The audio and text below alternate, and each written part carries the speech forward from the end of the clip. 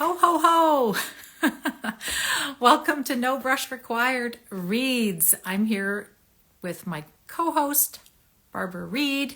I got confused because I had to say read twice. Here she comes. Where are you? I hope you're getting a good laugh.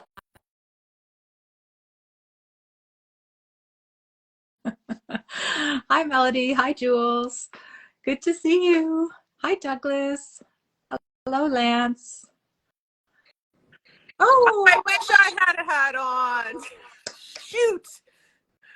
Look at you. look at me. Christmas spirit. I had to do this because after you sent me that little Grinch emoji the other day, Yeah, I felt like I needed to be extra festive for today, although it's I pretty darn love it. hot, so it might come off. Nah, keep it. I mean, I have my tree in the background. You do. I thought I would do this from the spot where I do most of my reading. So, Love it. I actually have lights. I put lights up higher, but now that I'm sharing a screen, you can't see them. oh no, we can't. No, We can't. But you're all aglow I and am. merry and bright. I'm red and I've got my Santa hat on, so I'm all set for Christmas. You are. You are. How about you? It's all done. All I done? I wrapped stuff yesterday. I found the best Star Trek gift wrap for Roman, which so I thought that's good Christmas gift wrap. Has nothing to do with Christmas, Yeah. but he's a huge Star Trek fan. So there's some in his stocking, there's some under the trees, just hilarious. But yeah, I'm done. I think Roman's probably just getting started, maybe. Maybe you could use that Star Trek paper as collage in the new year. I probably could because it's a nice paper. Yeah, It's not like a shiny, fragile thing. It's paper. that's You know what I good. I mean? was gonna, that paper that you sent me that had something wrapped in it, Oh, the it hearts? may, the hearts, Yeah. they may have made it into a corner of a sketchbook. No, that came from you, I those know. hearts. I have some of that too in my collage bin. Okay, so it's in here now. I incorporated it. Good. Good Yeah, choice. Choice. I have to say I haven't done anything artsy at all for a couple of weeks. I've just been reading book after book after book after book. I just kind of feel like it. it's the season. Tis the season. Tis the Yeah, season for sure. yeah. Did you finish Dear Edward? Yes, I did. I finished Dear Edward. And hi, Rena. Her newest book, Anne Neapolitano, is the author, and she wrote a book this year called Hello Beautiful, and I Yes. loved it. I wonder if I've already got it on my Kobo. Every time I see a book now that I'm interested in, I just get it. Yeah, And it's on the Kobo. So I've actually started to forget some of the books that I've got on there. And I'll find out, I guess. yeah. I'm reading the Matthew Perry autobiography. Oh, okay. I haven't read it yet. Hi, Yeah, Rena. that's Rena. So I mean it's sad because I think did he die shortly after it came out or Yes. Well, yeah, within the year, it was out. It was a 2023 book, right? yeah. Yeah, I'm not sure how long it's been out for, but yeah, very interesting look at a lifetime of addiction. Yeah, yeah. And how somebody, yeah, well, he was very resilient. He was a high functioning addict, basically. Yeah, He yeah. was able to, do all the Friends episodes, either Right. on tons of alcohol or on opioids. And it's just, yeah, yeah, sad story. Canadian guy. And I didn't realize his mom was famous. She was on a global, my mind has gone blank. She read the news for Global. Suzanne Oh, Perry? okay. Don't know her. Yeah. Anyways, enough about that. Huh. Enough about that. Well, today is a book episode, so I don't know how many of you guys read it. I don't know how many of you are around today because it's almost Christmas. But we finished reading it. Look at all my little flags. All the Beauty in the World by Patrick Bringley, not Brinkley, as he gets called by Or one of Bingley. his Bingley. Yeah. supervisors. The Yeah. Metropolitan Museum of Art and Me. And this was a book that Rena suggested to us, right? Mm-hmm. Some time ago. So we are actually going to talk about it today, and we welcome your comments if you read it, if you want to join in. I've got a couple of people requesting to join who I don't know. I know one of them, but I'm going to just remind you guys that you don't, if you click request to join, that means you want to come on camera with us and talk about the book. If you are just clicking that and think you have to click that to participate by watching, you don't have to do that. Okay. So Is that Rena? Did Rena say she wants to come on? I don't think she said she enjoyed it and it was a lovely wander through the Met. She was our reader, right? Yeah. So anyways, let's dive in, and we'll open the doors for comments and jumping on in a little bit, in a few minutes, right? Mm-hmm. I have to say, I loved this book. Yes. I savored this book. I just had a phone call with Marnie. We had differing opinions on this book, so I'm hoping she comments. Okay. She's comparing it with the Art Thief. Right.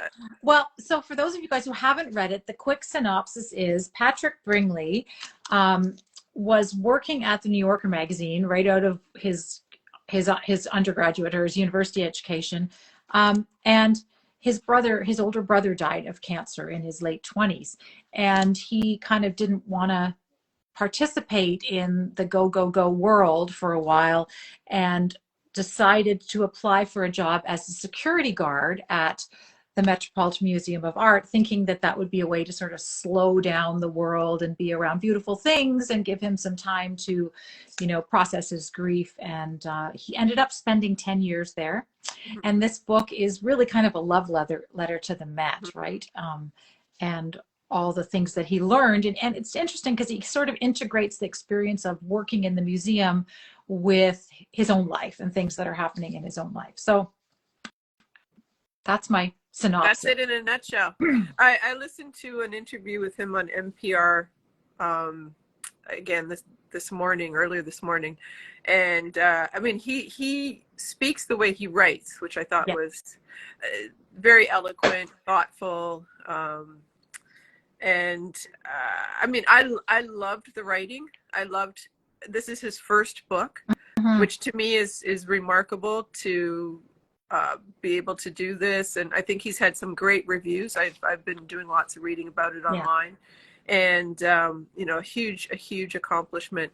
But I love the connection between that he makes between beauty and grief. And I think it's something we can all relate to. So for me, even, if you've never been to the Metropolitan Museum, I think we've all experienced grief to a certain extent. And certainly as we're getting older, we're encountering it more and more often. Well, and just, pretty universal. It is. It's universal and timeless too. Yeah. And I thought that was so interesting. But I mean, I don't even know where to start with this. Like, I've got stuff that I've pulled out of here. I've got some quotes that really spoke to me. As do I. Can you read Rena's? I have to get my glasses on. I'm going to bring light. What did Rena say? Can only listen today, but will comment as we go along, she said. We tend to ignore the guards. They are so well informed and devoted. We're striking up a conversation with them. Well, let's start with kind of the way my take on this was his journey through the Met started as a physical encounter. So he starts by sort of describing the place and the vastness of it. I mean, it's huge, right? It's like how many blocks long? And can I give you statistics? Yes, give me the statistics. Okay, I've got some statistics on the Met. Okay, so here we go. There are more than 2 million objects in the Met. It employs about 2,000 people, 500 of which are guards. Right. It's the size of 3,000 average New York City apartments. Wow. Isn't that something? Yes. It is 2.2 million square feet. Yes. And you can never, it is vast. I mean, you and I were there, and we've approached it from different, actually last year when we went, we approached it from the north, and this year We we did. approached it from the south. True. And I think we were at the guards entrance when we approached it from the Yes. south, where Yes. that little driveway is, and like you can see all the trucks going in Right. there. Thing. So that was kind of cool. I was thinking, yeah, I think I know the entrance he's talking about, where if you're employed there, that's where you go in. Right. But it's massive, and you never can really take it all in. No, and there was a quote that I loved because this described our experience so much.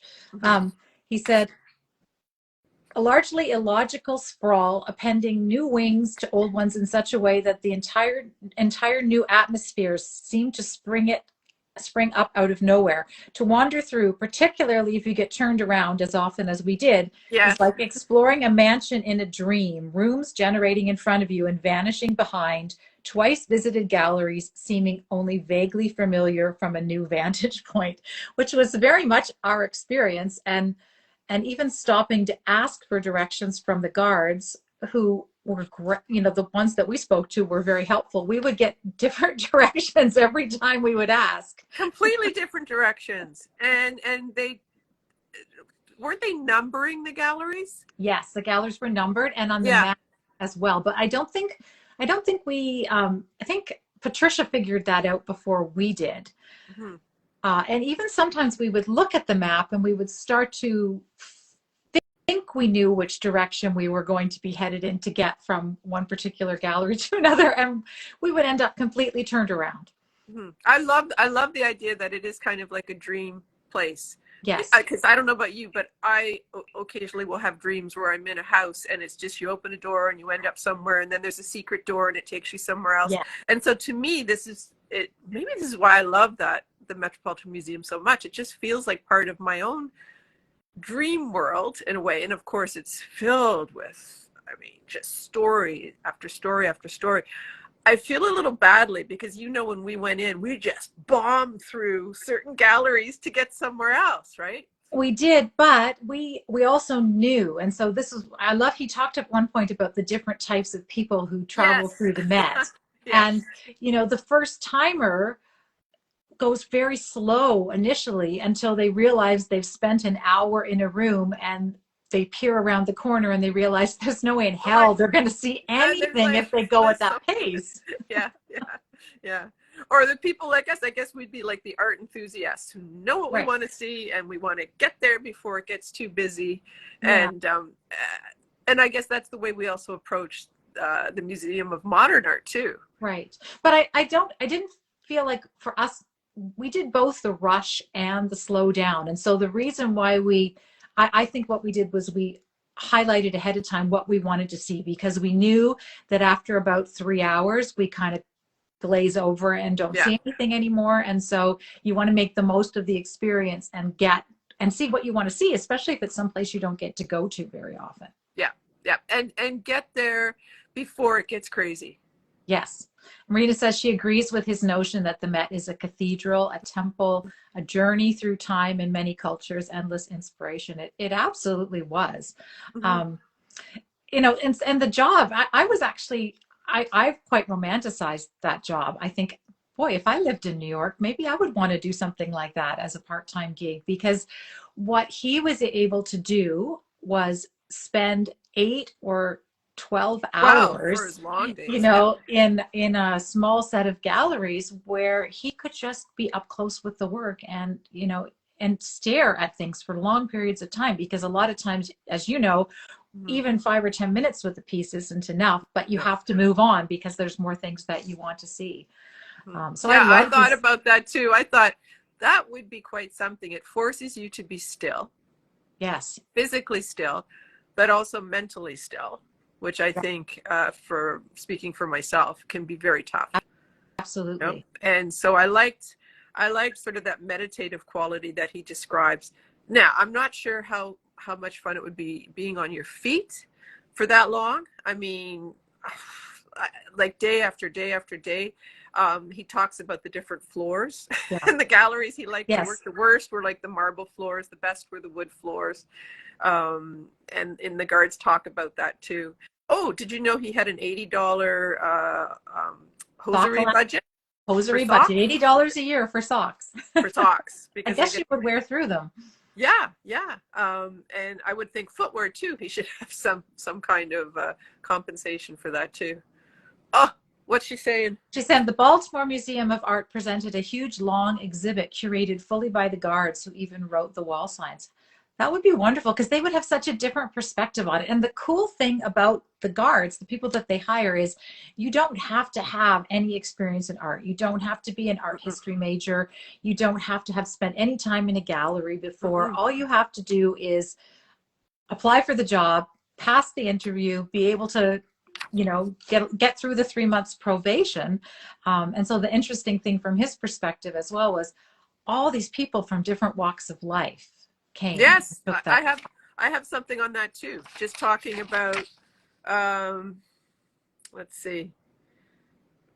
He talks about the difference too between if you have a white collar job, you're kind of clustered with people with the same background. Whereas at the Met, he said he knew guards who had commanded a frigate in the Bay of Bengal, driven a taxi, piloted a commercial airliner, framed houses, farmed, taught kindergarten, walked a beat as a cop, reported a beat for a newspaper, and painted facial features on department store mannequins. So you would meet so many different people, from all over the world, which I thought was interesting too. Yes, They were from everywhere, and they all had really compelling stories for being there, and all seemed to get something different out of it and bring something different to the job. absolutely. Marnie said, I can understand that readers who have actually been to the Met would have Mm-hmm. found this book more engaging than I did. I did appreciate the grief/beauty immersion process. Yes, no, I can get that. I can see that too. And I actually wish that we'd read this before I know. we went to the Met. There were some pieces that he talked about that we did see, but there were a lot that we didn't, obviously. And I've been to the Met and spent a lot of time before in the Egyptian And side. you wanted to get the heck out of there. You didn't want anything to do with that. I wanted to, last time I was there, I was with friends who weren't art appreciators. And so we looked at the more historical side of things. I think of the Met as kind of like the British Museum, um, that it has art, and it has artifacts. It has Yeah. both of those things together. And, we could talk about what distinguishes one from the other. But when I was visiting with friends 10 or 12 years ago, we mainly went and looked at the art history, things like artifacts. We were interested in the Roman sculpture garden. His room is very amazing as well. I was in Rome last April. I'm done with Roman sculpture for a while. You've had enough up to here. So I really wanted to go to I'd never seen the American wing before, and I'd never seen any of the contemporary art in the Met before. So that's why I really wanted to go and see those parts of it. So, But I have a feeling next time, maybe we take a more leisurely approach to some of the places, some of the galleries that we didn't spend time with, because he seemed to get so much out of those other areas in the museum that I yes, wouldn't have thought about. Like, I guess I never thought of myself as an artifact person, because you got to go read all the information and right. some little tiny thing. But he saw it differently, and actually for me it was refreshing to get that different perspective on how to look at those objects and to Yes. think about them. Some to bring in a quote, like there were so many quotes, and the problem with the Kobo is I can't flag stuff and have it readily available, so I wrote down a few things. When he talked about, here's just one I pulled out: when we adore, we apprehend beauty; when we lament, we see the ancient adage, life is suffering. So for him to look in, I guess, like the Egyptian wing, kind of, and some of those old paintings from the Middle Ages, with Christ on the cross and everything, he looked at it in a way that I wouldn't have thought to, which is, suffering is timeless, and that it's completely relatable. So even if it's a religious subject, you can still get something from it, because it's like the most basic of human emotions, loss and grief, and how we process that, or just to somehow document it in some way. And I guess the artist did it through their art. Right. Yeah, and the other one of the sections that we didn't get to that I was really taken with was when he got to visit the new wing for Islamic art Oh, before it yeah. opened, and just he only had an hour as a lunch Mm-hmm. hour to spend in there, but to the way he described the mosaics and Mm-hmm. things that had been brought over from the Middle East and then recreated in the Mm-hmm. like that's what just kind of blew me away thinking about these like the temples, the Egyptian temples that were taken down, brought from Egypt and rebuilt in the Met. Like, Mm-hmm. Mm-hmm. it's just it's astounding to me Mm-hmm. that somebody would have had the presence of mind to do that and the thought to do that. So Mm-hmm. Mm-hmm. um one of the things I really liked was, I'm going to quote here, his method for approaching a work of art, because Mm-hmm. oftentimes we want to label work, we want to jump right in and understand it. And he said, I resist the temptation to hunt right away for something singular about a work, the big deal that draws the focus of textbook writers. To look for distinctive characteristics is to ignore the greater part of what a work of art is. He says, a portrait by Francisco de Goya is beautiful because of traits peculiar to his genius, but also because colors are beautiful and shapes are beautiful and faces are pretty and curls tumble.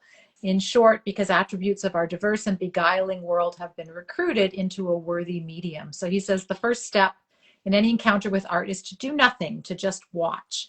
Give Mm-hmm. your eye a chance to absorb all that's there. We shouldn't think this is good, this is bad, or this is a Baroque picture, which means X, Y, and Z. Yeah. Ideally, for the first minute, we shouldn't think at all. Art needs time to perform its work on us. I thought, Mm-hmm.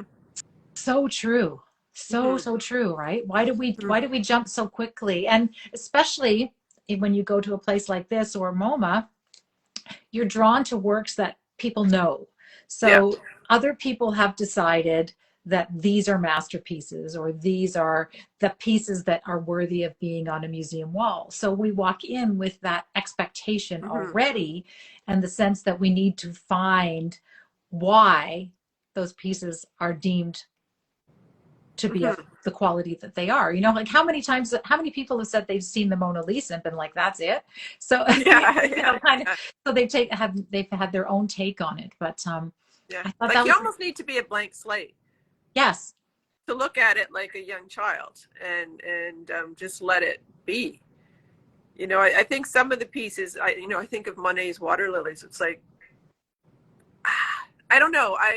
A lot of people I want to go see the water lilies, and yeah, it's been in posters and books, and like, you've seen that image everywhere, everywhere, everywhere, and then to see it, and I, I don't want to say this out loud, but I will. I'm always a bit underwhelmed yeah, by the water lilies, and I mean, we saw like the we massive did.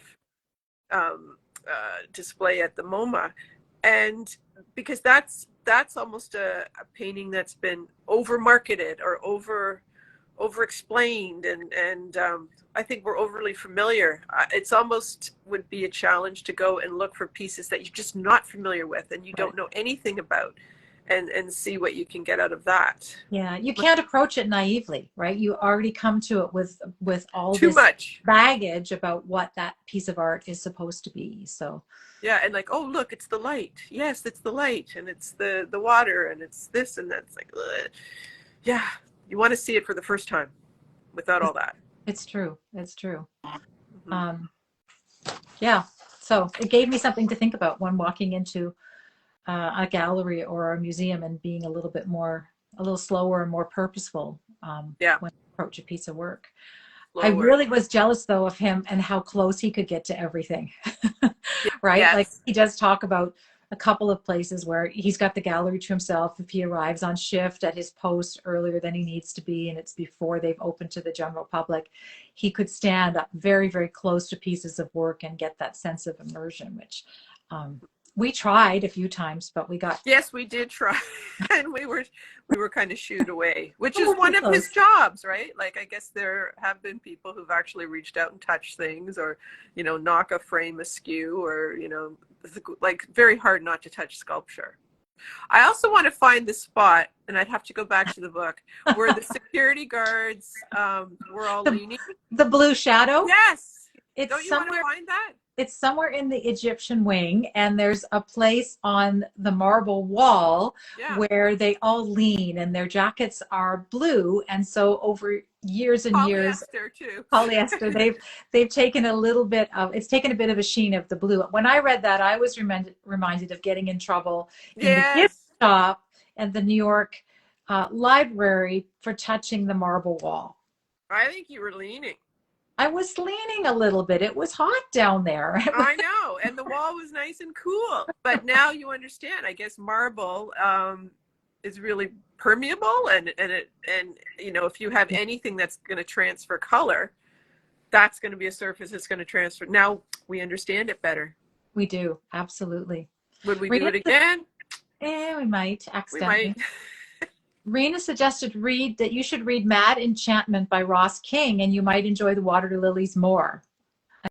An aging Monet having multiple come apart. I don't know what the rest of the comment is. I can't see it. So I did come across many books by Ross King when I was looking through Goodreads for some other art books. So, but I didn't read any of them. So there's another recommendation for you.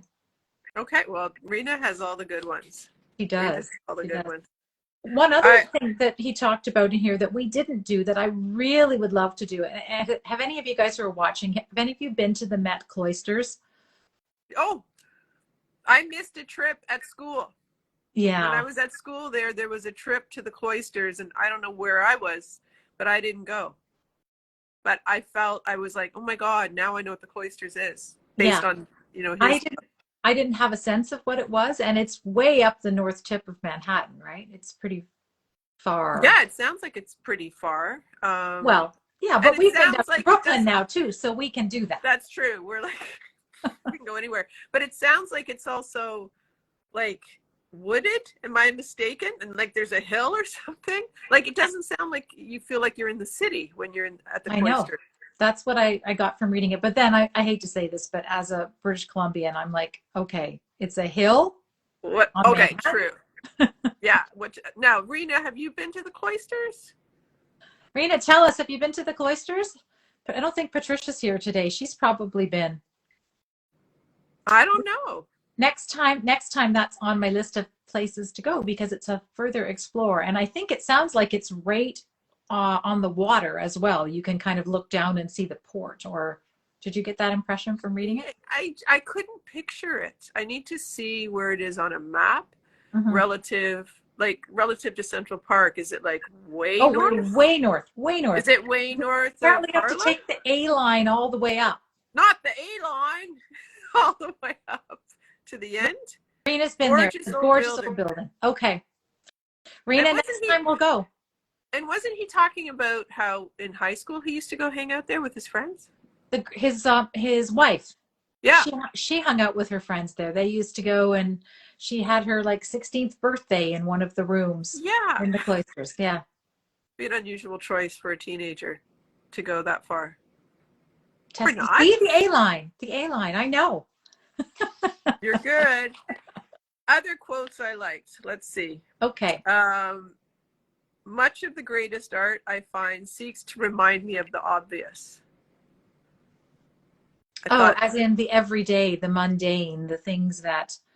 Well, yeah, a lot of the subject matter is quite mundane and everyday, right? It's not necessarily always these big grand images like Washington crossing the Delaware, which we saw. Remember? Yeah. And it is massive. It is. Huge. What was it? An epic. 40 feet long? At least. I'm not sure what the dimensions are, but it's massive. The American Wing this time, when we went, I have to say, I don't want to say disappointed. That's terrible. It's going to sound like I'm just so jaded. But it wasn't what I remembered when I first gone to the Met. So either pieces were in storage that I remember seeing and loving, or I don't know, maybe my tastes have changed. Maybe what interests me is not the same anymore. It's possible, but with the collection that size, and he commented as well that things get moved around. They have to be, especially with some of these very large paintings. He points out, how many Jackson Pollocks does a museum, even a museum the Yeah. size of the Met, have space to show at one time? And we experienced that at MoMA too, that there were certain rooms that we went into, and I had a visual impression, I had a memory of Mhm. certain paintings being in certain places, and I was hoping to see those paintings again, and we walked around and we're like, hey, what'd they do with that painting? Yeah, exactly. But I guess they have to put stuff away. Well, that makes it a different experience each time, right? Mm-hmm. It's Oh, okay, Barb, we cannot love everything. but I want to be open. Maybe this book will help me to be open to periods of history, art that Yeah. was produced. Like I've never been a big fan of like the Middle Ages, what was being produced then. But Or all the religious paintings that he talks about. People come in and they say, oh, I've had enough of the Jesus paintings. yeah, yeah. You know? And yet his favorite painting was a Jesus painting. It was. It was, well, this one. I have the. Oh, you actually have you went. What is it? It's called The Crucifixion, and it's Yes. Florentine painter Bernardo Daddi. Mm-hmm. And that's the one that that Patrick Bringley decided was his Right. favorite. Now, these drawings, I'm trying to find the drawing of it. Here's the drawing. Yeah. I thought he made the drawings. He didn't. Somebody No. else did. Maya That's the drawing McMahon. of that painting, right? Yeah, Maya McMahon. I read it twice. I read the book twice. Oh, I've only The read first time I went through though, and I was thinking, oh, this is really interesting that he was actually making some sketches of things that he saw, but he didn't. So I don't know why he included them. I didn't read anything about why he chose to include these images. Did you? No. Yeah. Does the hard copy of the book have pictures of the paintings and sculptures and artifacts he references? No, it just has those images that are drawn. It does have a nice bibliography it has a list of all the artworks that are referenced in the text. So you could go and find them if you wanted. And you know what? If you've ever explored the Metropolitan Museum of Art's website, there is so much on there, and their YouTube channel, they have a YouTube channel that's quite interesting as well. Just saying. Brina says you are open and curious. She's not drawn to medieval art, but after a docent friend took her on a long tour and told me the stories and then behind them, I appreciate them more. I think that's part of it too, right? Is that if we don't have if we're not drawn into it with a story, sometimes it's hard to know what that point of entry is. And I find that way with certain types of art as well. I have to tell you, I never used to like abstract work. As a student, as an art student, it wasn't even on my radar.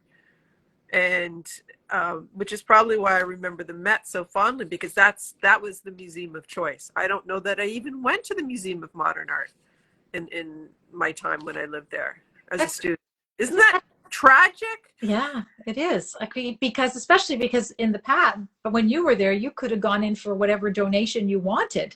I right? did, and I was at the Met a lot. It was just a great place to go, and sometimes, I guess as an art student, you would go with a sketchbook and draw, and they still allow that, right? You can still see people in their painting, which is interesting that they are okay with like people having paints and things and varnish and all of that around some of these works. Right. But we used to, and you just go and hang out in one part of the Metropolitan Museum for an hour or two and then leave. Like dip your toe in and then leave. And that's the way to see it. So if you have access to a gallery or a museum like one of these places, you can go back regularly and just immerse yourself in a room.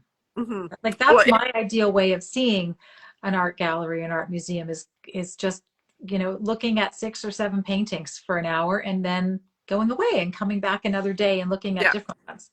Well, repetition. Like you need to almost go back and visit these again. several times. Rena's comment, and I wanted to talk about this. So she says, now that is a statement worth a whole IG Live. How our feelings about abstract art have changed now that we created ourselves. I was going to ask along that lines, I wonder too if during your art education, were you exposed to abstract work, or was it more, see, you were working on all the fundamental, rules, but the fundamental principles of making art. Well, I was studying illustration, right? Right. And so we learned about the illustrators, and the illustrators were realistic painters and draftsmen and known for their technical skills. So somebody like John Singer Sargent very much appealed because, I mean, like beautiful, Yeah. Just beautiful shapes, and was able to capture reality, but in an elevated way. Mm-hmm. And abstract art did not even enter the scene. I think if I had been studying part of the fine art program, yes, because you would see the fine art students walking by with these like crazy looking canvases, and we were just kind of like, oh, it's just so gauche and just so Right. rough looking. And so, yeah, my perception has totally changed. But I also have a big appreciation for, I think, the artwork of the Renaissance. Mm-hmm. As well, but that's because I taught it to little kids. Right. So maybe the more you incorporate that kind of thing into your own life and find those kind of touch points, it changes it. So You see, for me, it's exactly the opposite, because I don't have a background in art history or fine arts. I was initially most attracted to abstract work because it was most accessible to me, because I could feel something when I looked at it in a way. If I was looking at a piece of Renaissance art, or like a Remington, or I didn't feel like I had the understanding or the background, the knowledge, the perspective to understand what I was seeing. And I found with abstract art, I could have an immediate understanding, because it's so much of it for me is based on feelings, the feelings that it creates when I look at it, my art or somebody else's art. And so it was a really easy way in. And then to start to learn principles of art, once I, on top of that, now I have a better appreciation for non-representation or representational work, but and other historical time periods of work. But for me, still, it's all about that emotion. And even when we were walking around museums, you would see which pieces I was attracted to. And you ran away from the Remingtons. You were like, oh, I can't look at all this. We you had a visceral reaction to get the heck away from them. I did. And I think last year, 2 years ago, when I was in Boston, we went to a gallery or a museum, and it was all Remingtons, and I was like, ah! What was it about the Remingtons that you just didn't? I don't know. It's kind of dark, and there's too much for me, it was too much focus on painting a scene of conflict, or I don't know, just didn't do it. They're almost like, I think we've talked about this a little bit, illustration versus fine art, and what would make a great book cover or an album cover. There's like a story in there, and it's like you're kind of in and out really fast. Like there's not much to look at once you've established what the story is. I think when we go back, we're going to have to spend more time with the Remingtons. Okay. Douglas said he was gifted a book from 1999 that's MoMA Highlights. I'm curious if there's a newer edition. I know there was a version of that when we were there, because I picked it up and it weighed about 15 pounds. Yes, it was not something you could put in your carry-on. It wasn't a carry-on book, Yeah. but I did look at it and think, oh, I could take this home with me. And it was too heavy. So, Douglas, it might be newer than 1999. I would kind of hope that it is, because 1999 is like 25 years ago now, right? Yeah. No, I'm sure. I remember that book. It was like, it wasn't a coffee table book. It was a coffee table. You could have put legs on it and you would have had a piece of furniture. Yeah. Oh, damn it. Douglas, is yours that heavy? Is yours that heavy? It was really big. It was really big. It was really, but beautiful. Like, you'd want it on its own little podium. So you could just stand and turn the pages. I don't even think you could put it on your lap. It was too major. It's a collector's piece. Did you see how much it was? No, I can't remember. Sorry. You can Google it. I'm sure it's at the MoMA store. It was, oh, you have paperback version. Okay, this was a big, heavy hardcover version. So Douglas, I'm betting it's newer because they want you to come back and spend more money on an updated version. Yeah. Yeah. Um, Go into the website, Douglas, and go into their gift shop. I don't know that, well, they would ship to you. They wouldn't ship to us. yeah. Yeah. Well, and so that's one of the other things that we did love about the Met and was the gift shop. I'm not going to bring it back to commerce, but they have a really great, great selection of books. We did come home without the Cicely Brown book. So, oh, here's another aside. This Go for that. Conversation can be as meandering as a trip through the Met. Yeah. And probably the highlight of the visit for me was when we stumbled across that Cecily Brown exhibition, which was just truly magnificent. And Death and the Maiden, it was called. Death and the Maiden. And you and Patricia and I, we all bought a copy of the book, the monograph, to bring home. And we would not have found that if we hadn't have been given poor direction wherever we were looking We were just to go.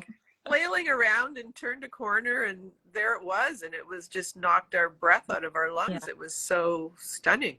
Yeah. And that's the beauty of a place like the Metropolitan Museum, where honestly you don't know where you are. Do you know what else? Like, now that we're talking about sort of little surprises, when we were going to that, I don't even know where it was. We were trying to find our way down the stairs to go get lunch. Yes. Where the big it's like the facade of a building that they've put in there. Isn't that the wall? Isn't that the wall from Wall Street? Oh, it could be. Rena's comment just went by. Maybe she's talking about it. Rena just said the Cecily Brown exhibit and catalog was one of the best she's ever seen. And she's Beautiful. A living artist. Yes, and younger than us. Younger. Younger. Throw that in. We're still young. But there were these rooms, and he referenced them in the book, that recreated kind of old homesteads and things like that. Yes. Now that I would like. Yeah. I love kind of, and they'd be presumably much smaller spaces. We kind of peek, like I think we could kind of see, and some of them may have been cordoned off. I don't know. I'm just having this like kind of flashback. Yeah. But I love that. I would love to go into, a recreation of a room with all the old stuff, like chairs and somebody's pipe and a hairbrush, and like just to sort of get a sense of what life was like back then. Yeah. Let's add that to our list. Okay. Have anybody else read the book? We're doing a book club that probably only 3 of us have read the book. Oh, Marnie read it too. And Marnie read it. Told us what she thought. And Marnie, what else did she? I don't know, Marnie, if you're still on, but she really loved The Art Thief. I think the story really. I don't know if Marnie's ever been to the Met.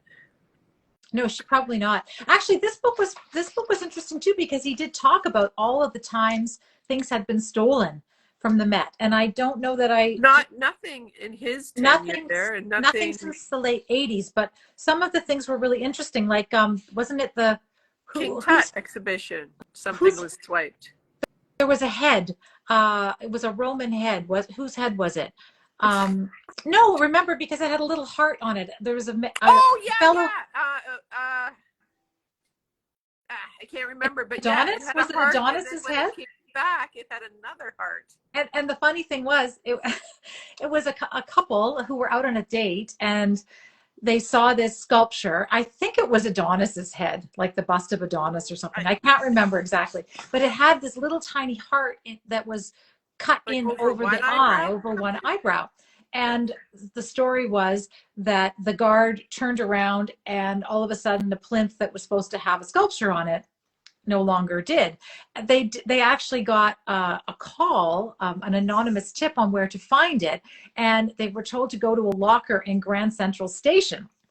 The police went to this locker in Grand Central Station, and then they found the bust had been put in the locker, and a second heart had been inscribed over the other eye. And it turns out the story was this fellow was trying to impress his date. Yeah. And it was near Valentine's Day or something. And so he stole this to give it to her, and she was totally horrified that and he had turned done him it. in. As she should have. Marnie says she has not been to the Met. Oh, Well, you're going to take her. this is a trip worth getting out of Victoria and heading east for. You can fly out of Vancouver. You can. Direct flight, right? Direct flight out of And Vancouver. I will meet you at Newark Airport and we will travel into the city together. I'm coming too. Well, that's a given. Duh. Although we have to figure out rooming. Oh, yeah. Okay. All right. That's another day. We'll figure that out We'll another figure day. that out. But it's easy to sort out. But it's not a horrible trip, right? No. Worth it. Worth it. Totally worth it. It's only 5 hours, 5.5 hours. Me too, says Rena. Okay, we're Okay, coordinating. Rena, you know what? You room with Marty. I think you guys will get along really, really well. Because I have my roommate. I just can't imagine not sharing a room with Tamara. Aww. We could Aww. both sit in our underwear at the end of the day with our smelly socks. All right, too much information. Okay, well, we've meandered. Yeah. I don't know what else there is to say about it other than it's the perfect book if you're interested in art. And the other thing I really did like is it was a grief journey for him too, because Yes. it gave him solitude, but also being around people. So not just by himself in his apartment all the time. He was around people. The world was still going on around him, but he could slow himself down while he was in that.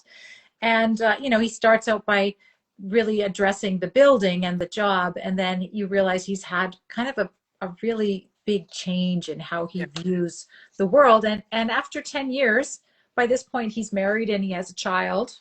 It's not a spoiler, guys.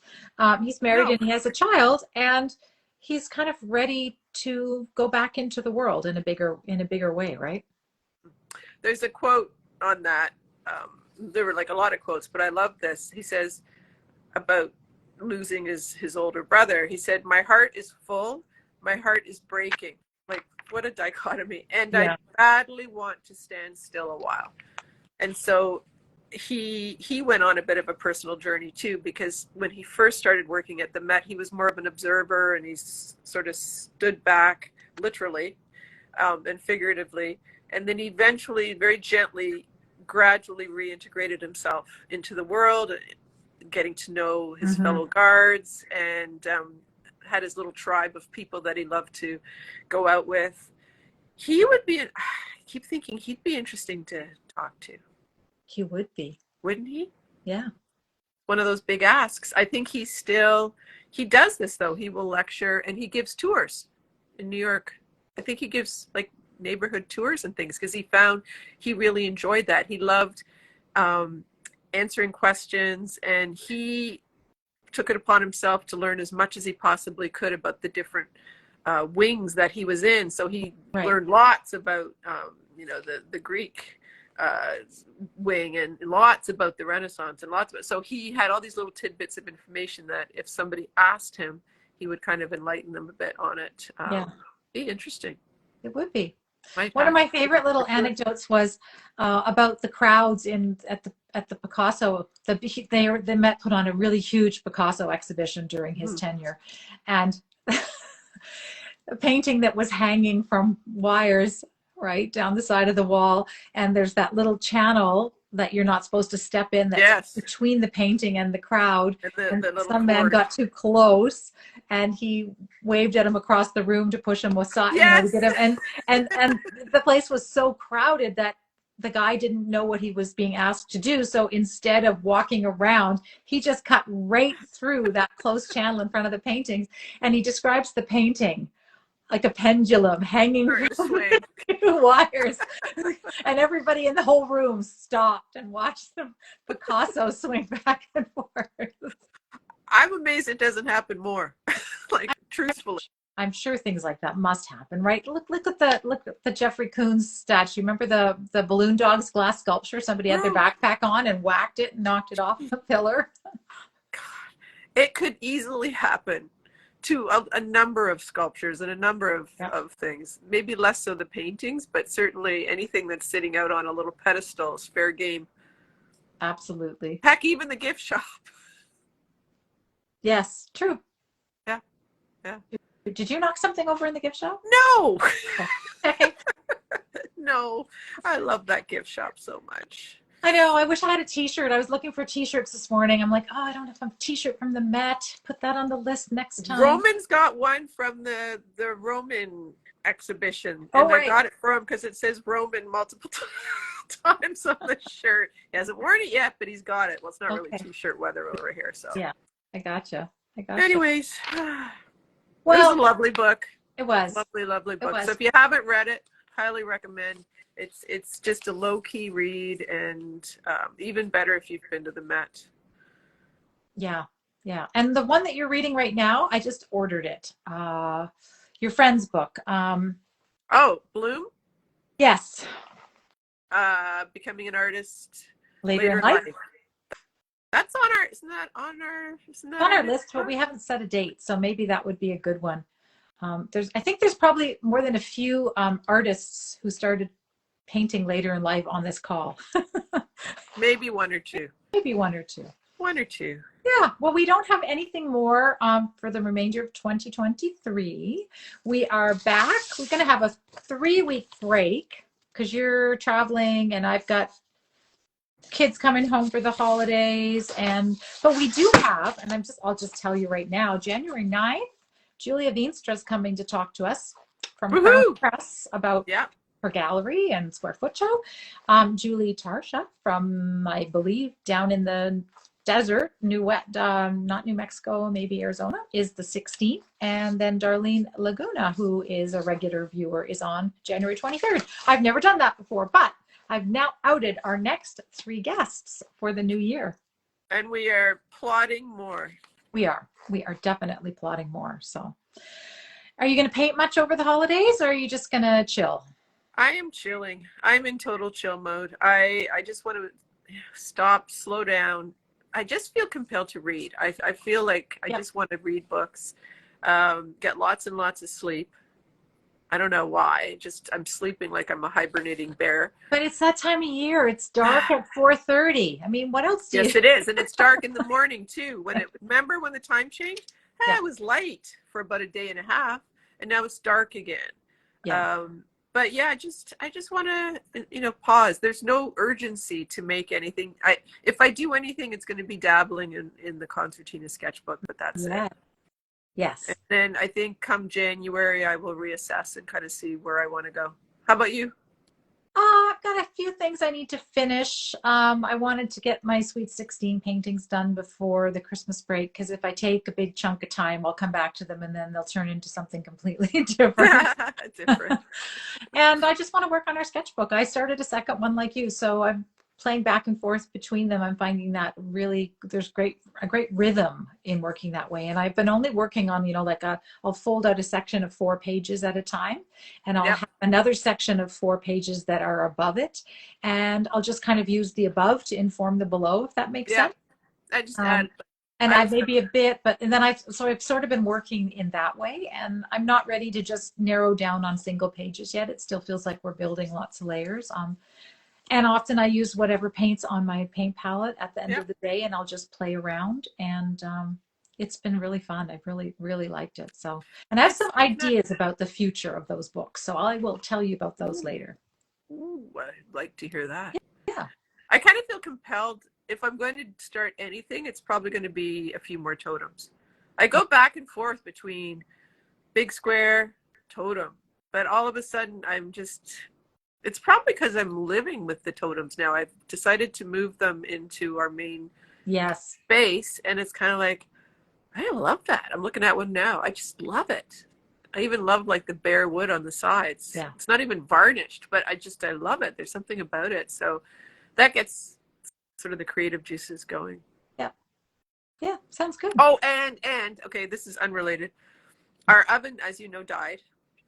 And so we thought we had ordered like the perfect replacement with they call a speed oven, which is convection microwave, like super duper, and then a regular oven, which is also super duper warming drawer. So the guys from Tasco, which is the appliance place, came out yesterday to do a site inspection. He goes, you can't do the speed oven up top because you only have 110 volts. And then this, and it's like, oh my God. So now we've got to rethink it all. His advice was keep the current microwave convection, keep the warming drawer, and just replace the wall oven. So I thought it's good advice. Good advice. Yeah. Good advice. Well, Rena, you have a wonderful Christmas break too with your family. I'm sure you're going to see lots of them. Yes. I'm just with my boys and my husband, and that's going to be nice. us. It House is. of Men. House Yeah. of Men. And that means lots of cooking. And, yeah. Cleaning and laundry. Yeah. Lots of cooking. That's my love language. Making food for people is my love language. Well, there you go. So that's what I'll do. I'm baking cookies with a friend on Monday. That's fun. Baking Christmas cookies. Haven't done that since I was like in my 20s. It's fun. Yeah. You have to do it. Yeah. Anyways. All right, Douglas. Merry Christmas. Happy holidays to all. Happy holidays. Rena, you too. We will see you guys in the new year. I think both of us are planning on being a little less present on this platform. Yeah. I hang around. It's a hang around with friends place for me. So days where I have time, I'm happy to pop in and find anybody else who's hanging around. Yeah, exactly. I'm not putting a whole lot of energy into what I post. Yeah. So sorry. Right. Apologies in advance. Okay. All right. Well, if you don't see me for a few days, you can always text me if you don't see me on the app. You know it. Bye. Merry Christmas. Happy New Year. Happy Hanukkah. Wonderful season's greetings, everybody. We'll see you in the new year. See you in 2024. Bye.